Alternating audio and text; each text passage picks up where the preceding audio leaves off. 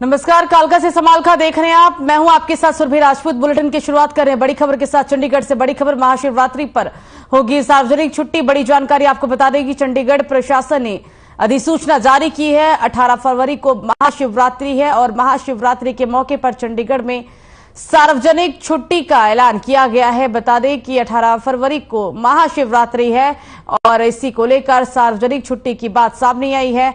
बता दें आपको कि चंडीगढ़ प्रशासन ने अधिसूचना जारी की।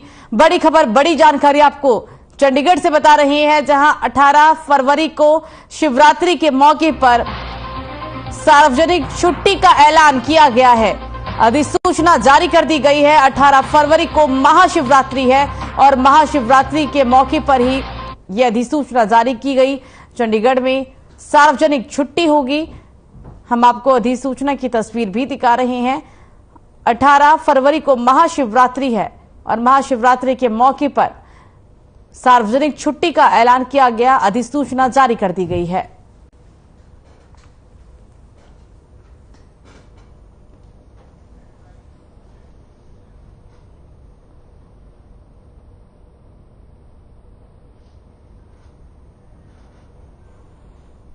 तो मुख्यमंत्री मनोहर लाल ने आधुनिक भारत के चिंतक और आर्य समाज के संस्थापक महर्षि दयानंद सरस्वती की जयंती पर उनको नमन किया है। साथ ही आपको बता दें कि सीएम ने अपने ट्वीट में लिखा कि उनके विचार भावी पीढ़ी को नए राष्ट्र निर्माण के लिए सदैव प्रेरित करते रहेंगे।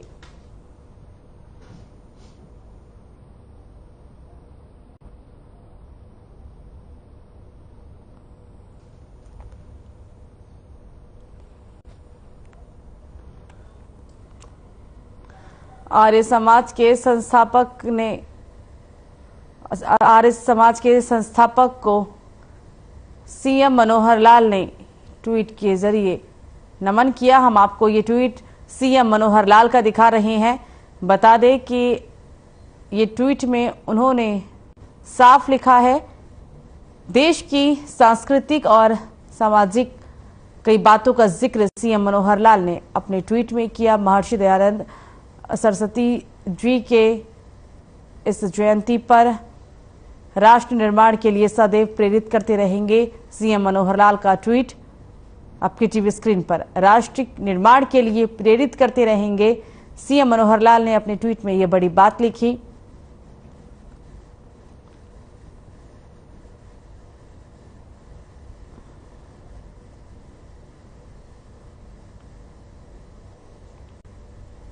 तो गृह मंत्री अनिल विज ने कई मामलों को लेकर अपनी बात रखी है। विज ने बीबीसी की डॉक्यूमेंट्री को लेकर विपक्ष के निशाने पर अपनी प्रतिक्रिया सामने रखी है। उन्होंने कहा कि विपक्ष तो हर कार्रवाई पर बेवजह बोलता है।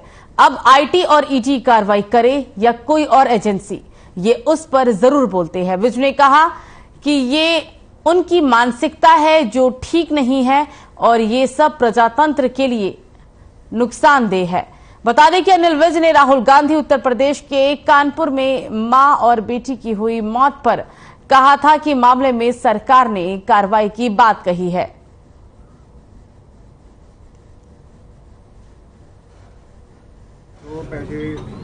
है ही तारीफ के काबिल हरियाणा पुलिस, जिसको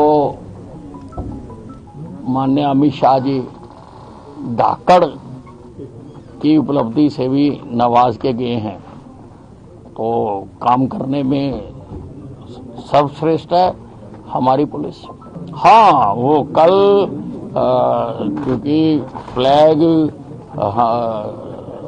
हरियाणा पुलिस को प्रदान कर दिया गया था केंद्रीय गृह मंत्री द्वारा, जो राष्ट्रपति जी महोदय ने दिया है, जो कि हमारे लिए गर्व की बात है, क्योंकि हम 10वां प्रदेश हैं देश का जिसको ये मिला है और 25 साल का रिकॉर्ड देखने के बाद ही ये कलर मिलता है।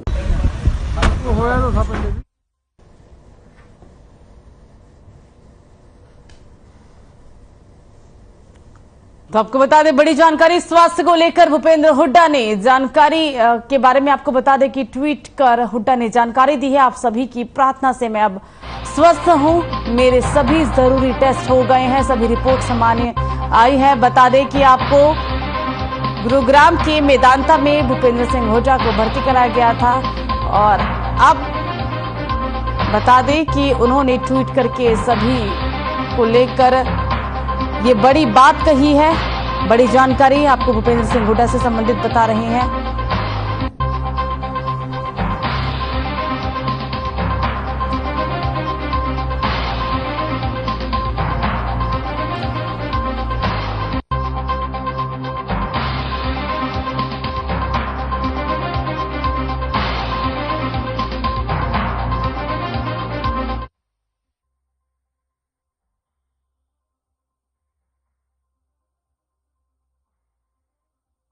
तबीयत खराब हुई थी, जिसके बाद उन्हें गुरुग्राम के मेदांता अस्पताल में भर्ती कराया गया था।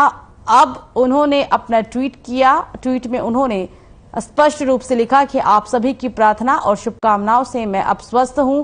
मेरे सभी जरूरी टेस्ट हो गए हैं, जिनकी रिपोर्ट सामान्य है। आज मुझे अस्पताल से छुट्टी भी मिल गई है। इलाज कर रहे डॉक्टरों ने मुझे कुछ दिनों तक आराम करने की सलाह दी। मैं जल्द ही पूर्ण स्वस्थ होकर आप सबके बीच आऊंगा। भूपेंद्र सिंह हुड्डा का ट्वीट। कल कांग्रेस की बैठक भी होनी थी, लेकिन अपनी खराब तबीयत की वजह से वो इस बैठक में शामिल नहीं हो पाए थे और जिसके बाद उन्हें गुरुग्राम के मेदांता अस्पताल में भर्ती करवाया गया था।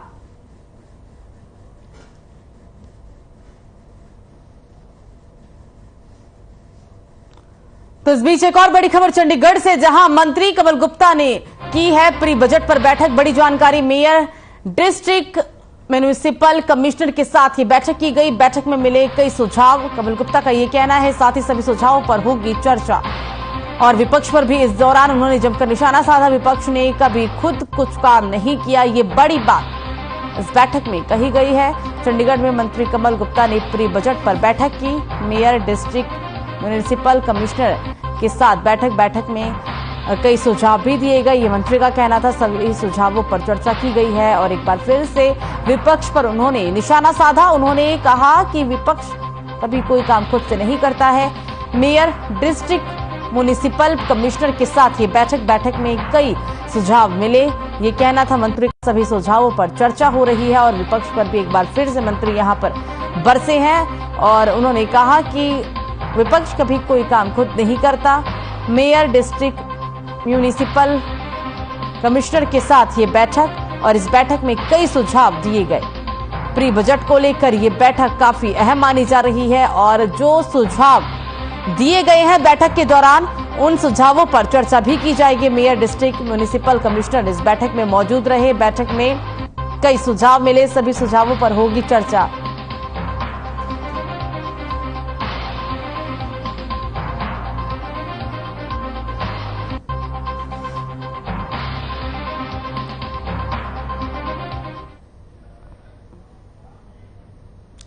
तो सोनीपत के गोहाना में एक व्यापारी से 1 करोड़ की रंगदारी मांगी गई है। बताया जा रहा है कि विदेशी नंबर से व्हाट्सएप पर फिरौती की मांग की गई और फिरौती नाम दिए जाने पर जान से मारने की धमकी भी दी गई। साथ ही साथ आपको बता दें कि फिरौती मांगने वाले ने खुद को गोल्डी बराड का आदमी भी बताया। बता दें कि गोल्डी बराड पंजाबी सिंगर सिद्धू मूसेवाला की हत्या का मास्टरमाइंड है। फिरौती की मांग को लेकर गोहाना सिटी थाने में शिकायत दर्ज करा दिया गया है और पुलिस फिलहाल पूरे मामले की जांच पड़ताल में भी जुट गई है।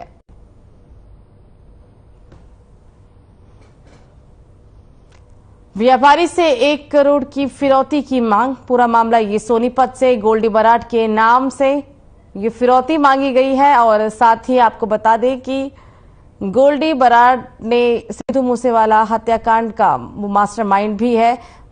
ये पूरा मामला आपको सोनीपत से बता रहे हैं। जिस नंबर से फिरौती मांगी गई वो विदेशी नंबर है। व्हाट्सएप कॉल के जरिए और मैसेजेस के जरिए फिरौती की मांग की गई है और फिरौती नहीं मिलने पर जान से मारने की भी धमकी दी गई है।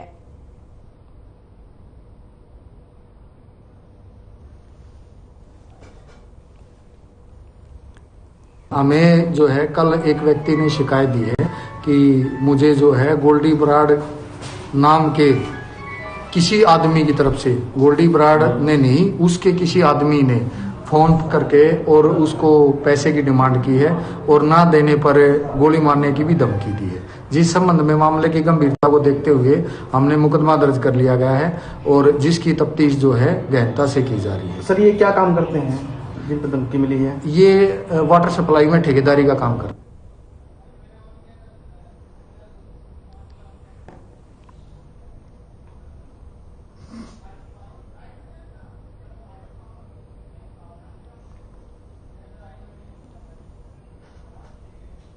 तो कालावाली के पुराना थाना रोड में अन्नपूर्णा ढाबा पर संचालक महेश कुमार के साथ लूट की गई है। बता दें कि 3 युवकों ने संचालक पर पिस्तौल तानकर 14,000 रुपए लूट लिए। पूरी घटना सीसीटीवी कैमरे में कैद हो गई।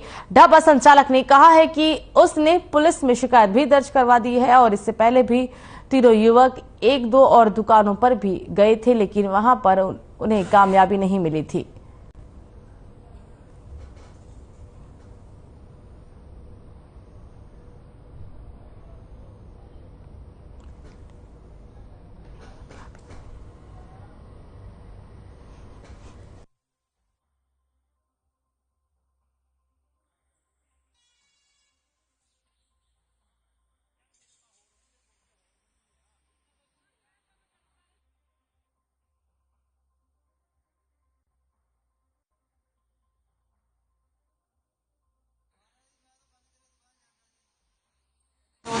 आगे रोटी खानी, मैं रोटी तो बंद है, रोटी खाने रोटी नाम चलाते पैसे देते, तो मैं खुदे का लेकर काट के ले गए। कितने पैसे लगे गए आपके? 14,000 रुपये।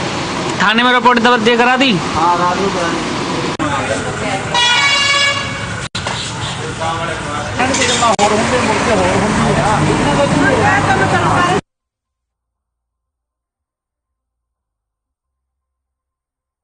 चालक के साथ लूट की वारदात को अंजाम दिया गया। कालावली से ये पूरा मामला आपको बता रहे हैं। 14,000 की लूट हुई है और पूरी घटना पास के ही लगे सीसीटीवी कैमरे में कैद हो गई। बताया जा रहा है कि ये तीनों ही आरोपी और भी दूसरे दुकानों में लूट की घटना को अंजाम देने के लिए गए थे, लेकिन वहां उन्हें कामयाबी हासिल नहीं हो पाई थी और उसके बाद ढाबा संचालक के ऊपर पिस्तौल तान के 14,000 रुपए लूट लिए गए। फिलहाल पुलिस आरोपी की तलाश में जुट गई है। पूरी घटना सीसीटीवी कैमरे में कैद हो चुकी है और पुलिस सीसीटीवी के आधार पर बदमाशों की गिरफ्तारी के लिए कार्रवाई कर रही है।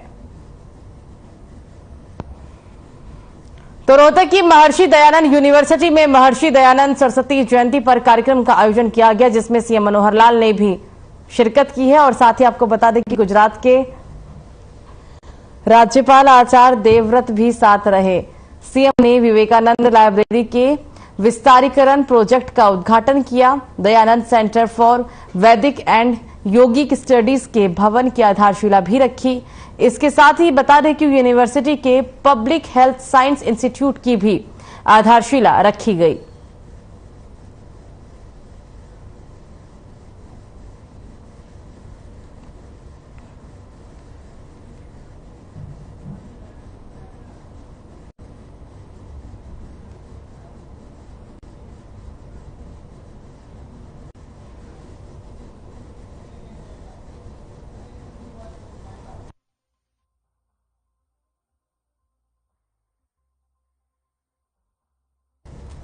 दिल्ली के श्रद्धा हत्याकांड का जख्म एक बार फिर से हरा हो गया है। ताजा मामला दिल्ली का ही है, जहां लिव इन रिलेशन में रह रहे प्रेमी साहिल गहलोत ने अपनी गर्लफ्रेंड निक्की यादव की गला घोटकर निर्मम हत्या कर दी और उसका शव कई दिन तक अपने ढाबे के फ्रिज में छुपा रखा था।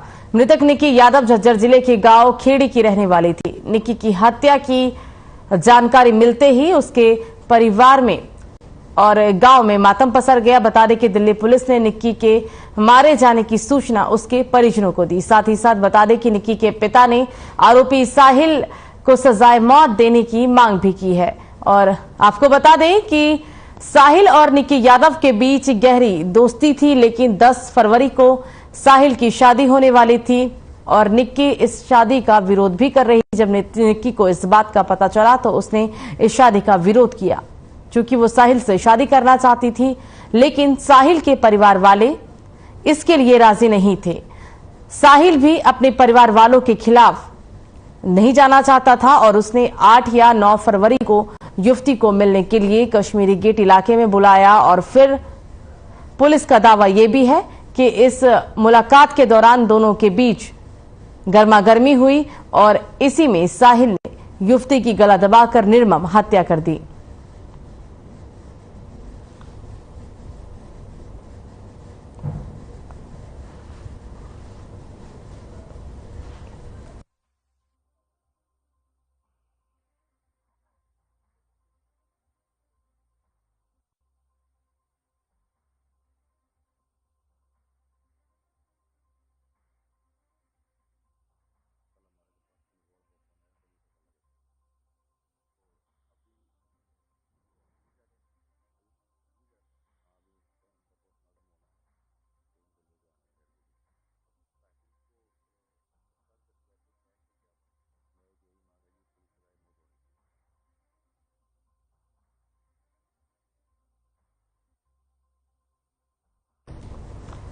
तोशाम कांग्रेस की वरिष्ठ नेता, पूर्व मंत्री और तोशाम से विधायक किरण चौधरी ने अपने जनसंपर्क अभियान के दौरान तोशाम क्षेत्र के करीबन 1.5 दर्जन से ज्यादा गांव का दौरा किया है और लोगों की शिकायतें भी सुनी है। इस मौके पर कई गांव में लोगों ने उनको पगड़ी पहनाकर और फूल माला देकर उनका सम्मान किया। बता दें आपको कि इस अवसर पर उन्होंने लोगों को संबोधित करते हुए कहा कि पूरे क्षेत्र में पीने के पानी की विकट समस्या बनी हुई है और लोग उनसे हर गांव में शिकायत भी कर रहे हैं।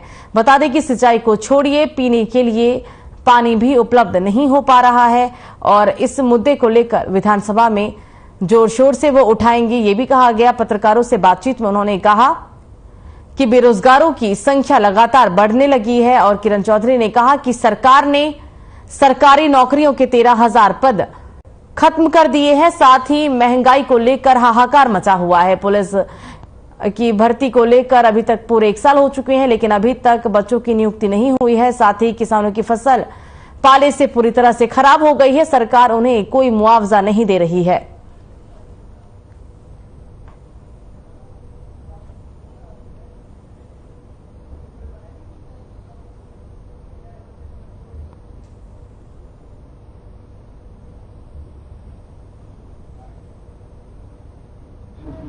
विधानसभा सत्र जो है हमारा 20 तारीख को इसलिए हमेशा मैं इससे पहले दौरे इसलिए करती हूँ ताकि सारी समस्याओं का पता चले। तो समस्याओं का तो भंडार है भैया। बेरोजगारी का आलम इतना जबरदस्त है कि सारी जगह त्राई हो रही है। महंगाई इतनी महंगाई है और पानी तो है ही नहीं गाँव में। सारी जगह जहाँ जाओ पानी नहीं मिल रहा, कुछ नहीं मिल रहा। सारे लोग जो है रो रहे हैं और फिर फसल जो है वो बर्बाद होगी, पाले से जो है मुआवजा नहीं मिल रहा। ये सारे के सारे बहुत अहम मुद्दे हैं, उनको सबको बेरोजगारी का ये विधानसभा में उठाऊं।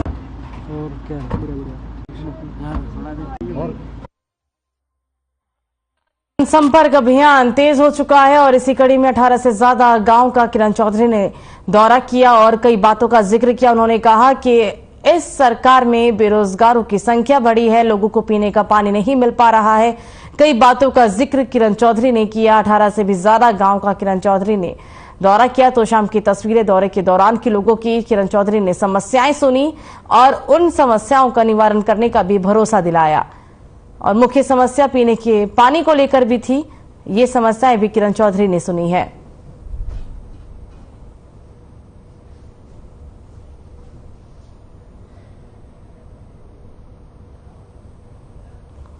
तो इंद्री की अनाज मंडी में देर रात आसपास के गांव के लोग ट्रॉलियों में भरकर गाय को छोड़ने के लिए आए हैं। वहीं मौके पर नजदीक के किसानों ने उन्हें पकड़ लिया और इसकी सूचना पुलिस को दे दी। पुलिस मौके पर आई तो कुछ लोग अपने ट्रॉलियों को लेकर वहां से फरार हो गए, जबकि कुछ को पकड़ लिया गया। ग्रामीणों का कहना है कि गांव में बेसहारा पशु इसी तरीके से घूमते रहते हैं, जिससे कि उनकी फसलों को काफी नुकसान भी होता है और वो हमको इकट्ठा करके यहाँ मंडी में छोड़ने के लिए आते हैं, क्योंकि वो इनको गौशाला में ले जाते हैं तो वहां पर भी इनको रखने वाला कोई नहीं है।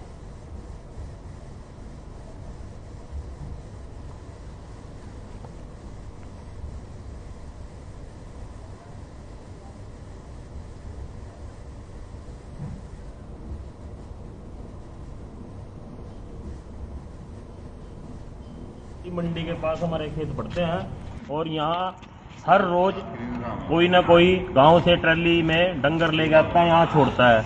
और आज मौके पर 2 ट्रैली तो बुरनपुर बांगर से और एक ये जोड़ माजरा से है और 2 टम्पू ये मौके पे पकड़े हैं। तो ये कह रहे थे जो बुरनपुर से आए थे, वही एसडीएम ने कहा है मंडी में छोड़ दो।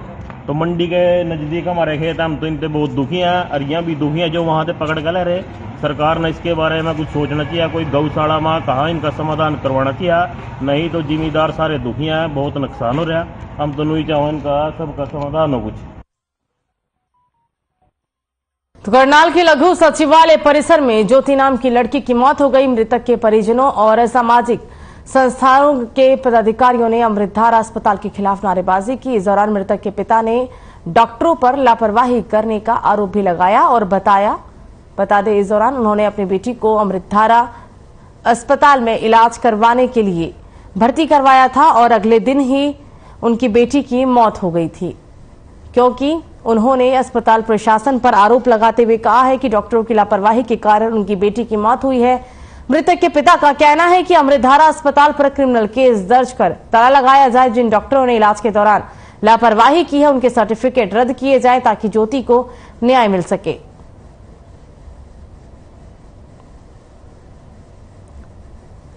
घरौंदा से ये पूरी खबर। ज्योति नाम के एक अफसर की मौत हो गई और ज्योति के पिता ने इसमें क्रिमिनल केस दर्ज करने की गुहार लगाई है। अमृतधारा अस्पताल के खिलाफ जमकर नारेबाजी की गई है। आईबी अधिकारी की मौत के बाद जमकर बवाल मचा है।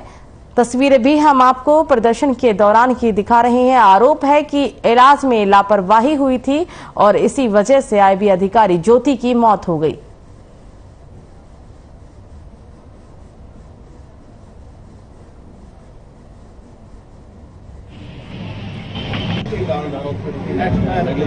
आदमियों को मारने का ये हॉस्पिटल नहीं है, ये पशुओं का जो है ना रोकने का बाड़ा होना चाहिए।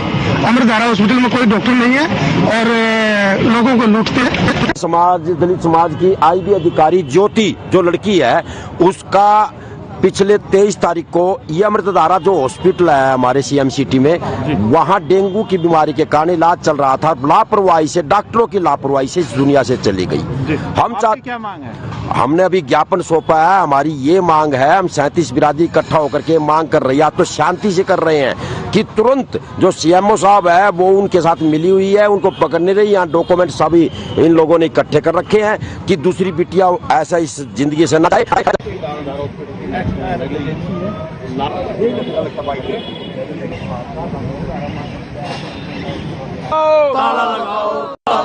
सीएमओ होश में आओ।